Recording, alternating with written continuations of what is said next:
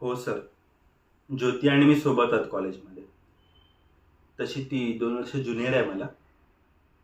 पण तिची मम्मी आणि माझी मम्मी चांगल्या मैत्रिणी आहेत. त्याच्यामुळे आम्ही कधी-कधी यायचो सोबत कॉलेजला. नाही, नाही. आमचं अफेअर वगैरे काही नव्हतं. पण सर तो एक विशाल म्हणून एक मुलगा आहे. तो तिच्या मागे लागला होता. लास्ट वीक त्याने तिला मूव्हीसाठी पण विचारलं. पण ती सरळ नाही म्हणाली हां. ज्योतीच्या मैत्रिणी पण मला सांगायच्या, की तो विशाल तिला गार्डन, कॅन्टीन, जिमखाना सगळीकडे फॉलो करतो. पण ती त्याला कधीच भाव देत नाही.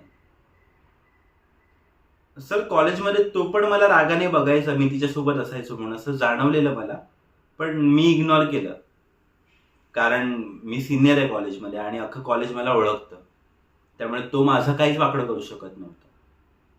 पण सर ज्योतीच्या या गायब होण्यामागे ना कदाचित त्या विशालचा हात असू शकतो हां. सर तुम्ही एकदा त्याला चौकशीसाठी बोलवा ना प्लीज. म्हणजे ज्योतीचा काहीतरी थांगपत्ता नक्की लागेल असं वाटतंय मला.